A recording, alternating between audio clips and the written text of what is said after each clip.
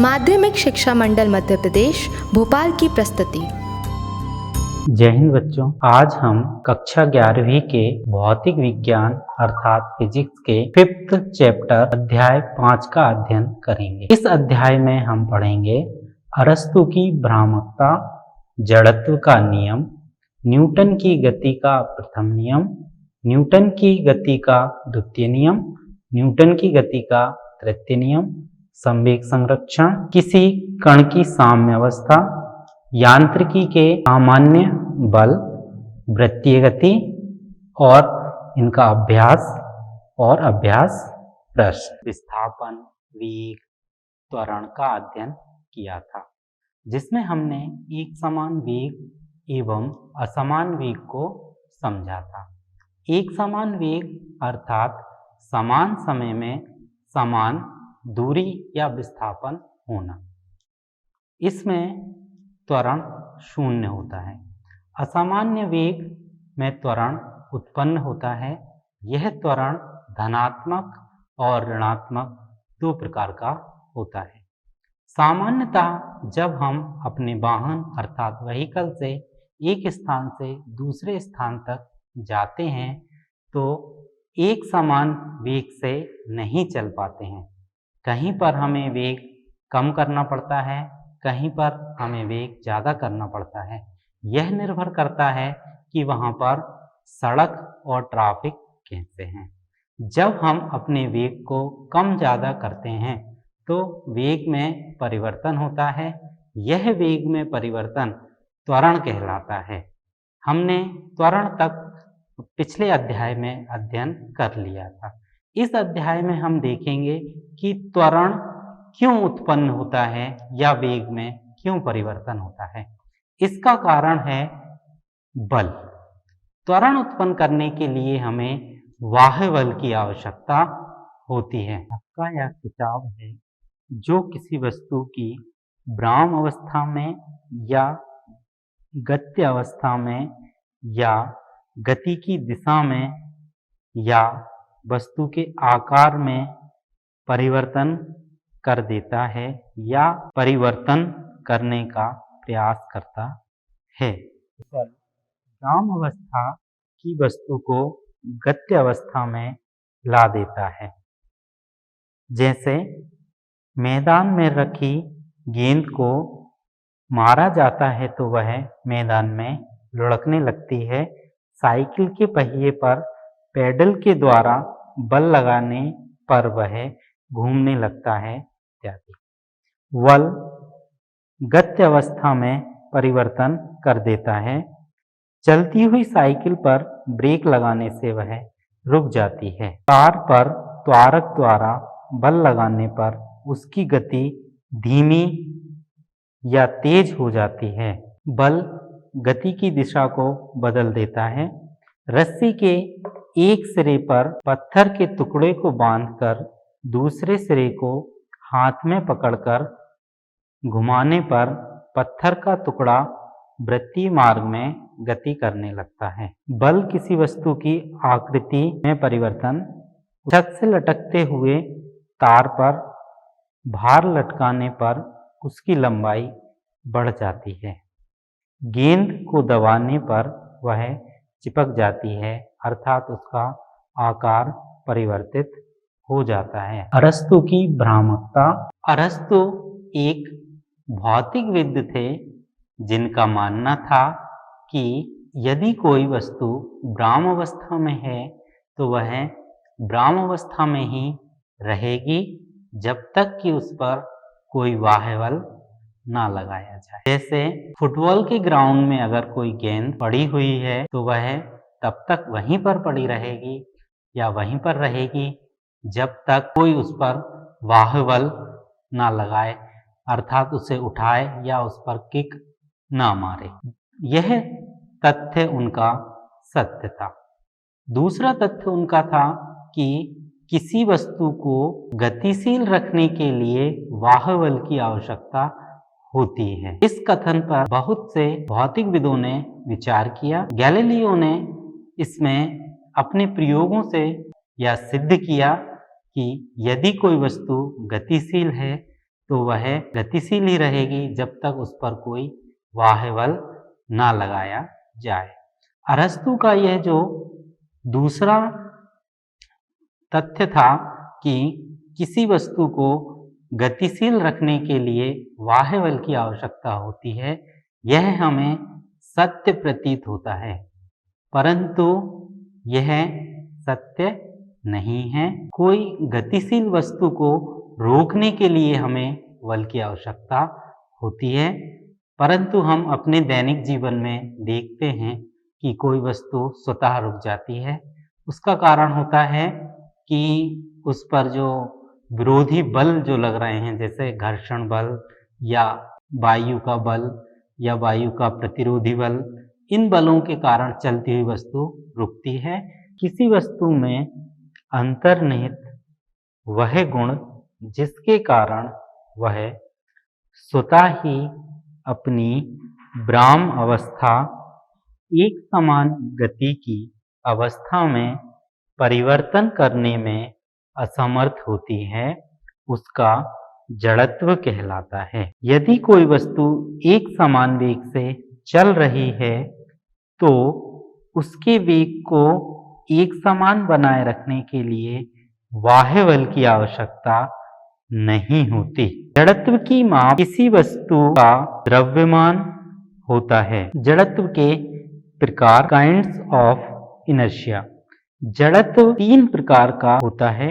Number 1 विराम जड़त्व, number 2 गतिक जड़त्व या गति का जड़त्व, नंबर 3 दिशा का जड़त्व। विराम जड़त्व, इनर्शिया ऑफ रेस्ट, किसी वस्तु के उस गुण को उसके जिसके कारण वह स्वतः अपनी विराम की अवस्था में परिवर्तन करने में असमर्थ होती है, विराम का जड़त्व कहलाता है। बस के एकाएक चलने पर उसमें बैठे व्यक्ति पीछे की ओर गिर जाते हैं। बस के एकाएक चलने पर व्यक्ति के कमर के नीचे का भाग बस के साथ गति अवस्था में आ जाता है, किंतु ऊपर का भाग विराम के जड़त्व के कारण विराम अवस्था में ही रहता है, अतः व्यक्ति पीछे की ओर गिर जाता है। कंबल को छड़ी से पीटने पर या हाथ से झटका देने पर उसमें लगे धूल के कण गिरने लगते हैं। कंबल के जिस भाग पर छड़ी पड़ती है वो भाग गति अवस्था में आ जाता है, जबकि धूल के कण विराम के जड़त्व के कारण विराम अवस्था में ही रहते हैं, अतः नीचे गिर जाते हैं। पेड़ को हिलाने पर उसमें लगे पके फल टूटकर नीचे गिर जाते हैं। पेड़ को हिलाने पर उसकी डालियां गति अवस्था में आ जाती हैं, किंतु फल विराम के जड़त्व के कारण विराम अवस्था में ही रहते हैं, अतः गुरुत्वाकर्षण बल के कारण नीचे गिर जाते हैं। गति का जड़त्व, इनर्शिया ऑफ मोशन, किसी वस्तु के उस गुण को जिसके कारण वह स्वतः ही सरल रेखा में अपनी एक समान गति में परिवर्तन करने में असमर्थ होता है, गति का जड़त्व कहलाता है। अर्थात वस्तु स्वतः अपनी गति में परिवर्तन नहीं करती। चलती हुई बस को एकाएक रोकने पर उसमें बैठा यात्री आगे की ओर झुक जाता है। जब बस को एकाएक रोका जाता है तो बस के साथ यात्री के कमर के नीचे का भाग विराम अवस्था में आ जाता है, किंतु ऊपर का भाग गति के जड़त्व के कारण गत्य अवस्था में ही रहता है, अतः यात्री आगे की ओर झुक जाते हैं। लंबी कूद का खिलाड़ी कूदने से पहले कुछ दूरी से दौड़ते हुए आता है। कूदने से पहले दौड़ने से खिलाड़ी का पूरा शरीर गत्य अवस्था में आ जाता है, अतः गति के जड़त्व के कारण उससे अधिक दूरी तक कूदना आसान होता है। दिशा का जड़त्व, इनर्शिया ऑफ डायरेक्शन, किसी वस्तु के उस गुण को जिसके कारण वह स्वतः ही अपनी गति की दिशा में परिवर्तन करने में असमर्थ होती है, उसकी दिशा का जड़त्व कहते हैं। जब कोई बस वृत्तीय पथ पर मुड़ती है तो उसमें बैठा यात्री पथ के केंद्र के बाहर की ओर एक बल अनुभव करता है। इसका कारण यह है कि मोड़ पर बस तो मुड़ जाती है, किंतु यात्री के शरीर का ऊपरी भाग दिशा के जड़त्व के कारण उसी दिशा में गतिमान रहता है, अतः उसे केंद्र के बाहर की ओर एक बल अनुभव होता है। न्यूटन के गति के नियम, Newton's laws of motion. Sir Isaac Newton ने गैलीलियो के जड़त्व संबंधी कार्य को आगे बढ़ाते हुए वस्तु की गति का विस्तृत एवं क्रमबद्ध अध्ययन किया और उन्होंने गति विषयक 3 नियम का प्रतिपादन किया, जिन्हें न्यूटन के गति के नियम कहते हैं। प्रथम नियम, जो वस्तु स्थिर है वह स्थिर ही रहेगी और जो गतिमान है वह उसी वेग से उसी दिशा में चलती रहेगी जब तक कि उस पर कोई बाह्य बल ना लगाया जाए। द्वितीय नियम, किसी वस्तु के संवेग में परिवर्तन की दर वस्तु पर लगाए गए बल के अनुक्रमानुपाती होती है और यह परिवर्तन बल की दिशा में ही होता है। तृतीय नियम, प्रत्येक क्रिया के बराबर तथा विपरीत प्रतिक्रिया होती है।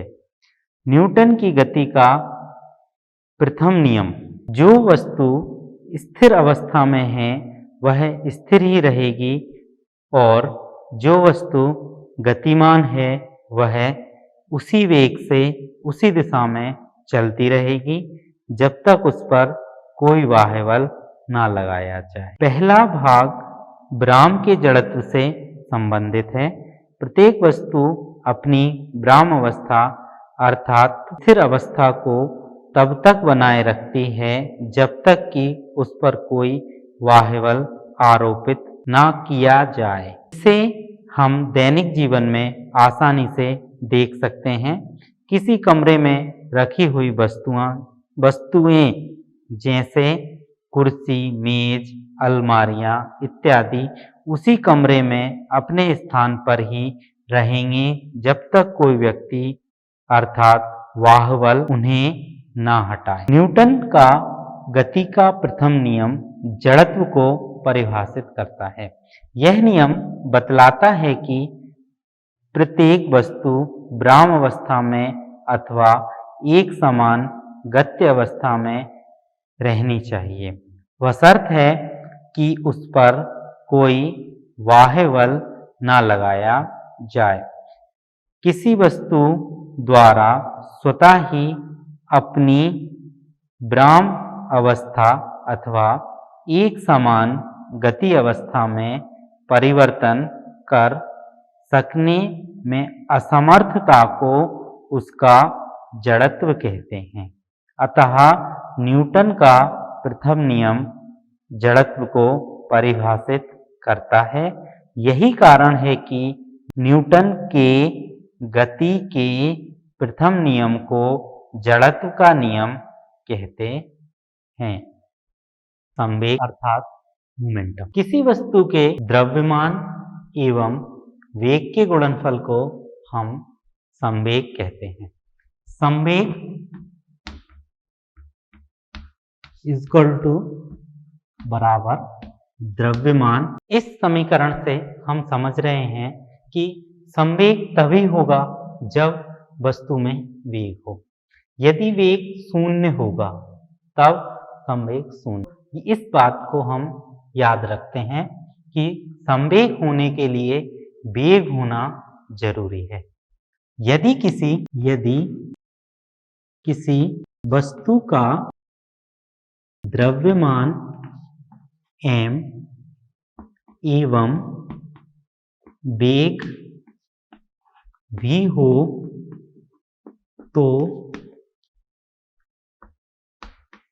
संवेग p बराबर mv। यह है संवेग का समीकरण। दो वस्तुएं जिनके वेग एक समान हैं तो हल्की वस्तु का संवेग कम और भारी वस्तु का संवेग अधिक होगा। इस बात को हम प्रूफ करें। मान लो दो वस्तुएं जिनके द्रव्यमान क्रमशः m1 m2 हैं। m1 जो है वो ग्रेटर द्रव्यमान है m2 से, मतलब m1 का द्रव्यमान ज्यादा है m2 से। यदि वेग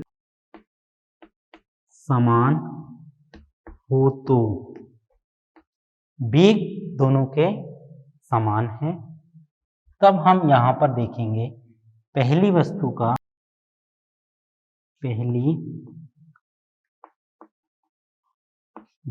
का संवेग p1 इक्वल टू m1, दूसरी वस्तु का संवेग p2 बराबर m2u। इन दोनों समीकरण को जब हम डिवाइड करते हैं तो हमें प्राप्त होगा p1 upon p2 equal to m1 v upon m2 v। v से v कैंसिल हो जाएगी। p1 divided by p2 equal to m1 divided by m2। यदि m1 ग्रेटर देन m2 हो तो p1 ग्रेटर देन p2 होगा। अर्थात दो वस्तुएं एक समान वेग से गतिमान हैं तो हल्की वस्तु का संवेग कम और भारी वस्तु का संवेग अधिक होगा। गति का द्वितीय नियम, Newton second law of motion. इस नियम के अनुसार किसी वस्तु के संवेग में परिवर्तन की दर उस पर लगाए गए बाह्य बल के अनुक्रमानुपाती होती है। संवेग में परिवर्तन डायरेक्टली प्रोपोर्शनल अर्थात अनुक्रमानुपाती बल। इसे हम लिख सकते हैं बल अनुक्रमानुपाती संवेग में परिवर्तन। यदि m द्रव्यमान की वस्तु प्रारंभिक वेग u से गतिमान है, t समय में उसका वेग v हो तो प्रारंभिक संवेग P1 is equal to mu, अंतिम संवेग P2 is equal to mv। संवेग परिवर्तन P2 माइनस P1, इसे हम लिखेंगे del P is equal to mv minus mu। यहाँ से m कॉमन ले लेंगे, ये बनेगा हमारा v माइनस u। पुनः बल डायरेक्टली प्रोपोर्शनल संवेग में परिवर्तन डेल टी, टाइम में संवेग में परिवर्तन डेल टी है। यहाँ से F is equal to proportionality constant अर्थात समानुपाती का निशान हटाएंगे तो एक कांस्टेंट आएगा के यहाँ पर हम लिखेंगे K del P upon del T. Del P की वैल्यू हम यहाँ पर पुट कर देंगे, तो F इज इक्वल टू के M V1 minus U divided by del T. V1 minus V2 is known as change in velocity अर्थात वेग में परिवर्तन k is equal to m del v upon del T, a del v upon del T. चूंकि a is equal to a del v upon del T, acceleration is equal to change in velocity divided by time, त्वरण बराबर वेग में परिवर्तन divided by समय। यहाँ हम के जहाँ पर समानुपातिक नियतांक है m del v upon del T, del v upon del t अर्थात change in velocity with respect to time, इसे हम त्वरण कहते हैं। त्वरण a बराबर del v upon del t. इसकी जगह del v upon del t के स्थान पर हम रखेंगे a। F is equal to के m a, F is equal to m a. चूंकि k is equal to 1, k एक अनुपातिक नियतांक है जिसका मान मापन की पद्धति पर निर्भर करता है। k इस प्रकार की पद्धति का चयन करते हैं कि जहां पर k की वैल्यू 1 हो। न्यूटन के द्वितीय नियम से हम अगर प्रथम नियम की सत्यता जांच करें तब हम देखेंगे कि F is equal to ma यदि F बराबर 0 हो तो F बराबर 0 यहाँ पर जब हम पुट करेंगे तो हमारे पास आ जाएगा E इज इक्वल टू 0, अर्थात यदि बाह्य बल 0 है तो त्वरण 0 होगा, अर्थात वस्तु में परिवर्तन नहीं होगा। बच्चे इन्हें स्वयं हल करेंगे। प्रश्न क्रमांक 1, जड़त्व किसे कहते हैं? ब्राम और गति के जड़त्व को उदाहरण सहित समझाइए। प्रश्न क्रमांक 2, बल क्या है, इसके प्रभाव को बताइए।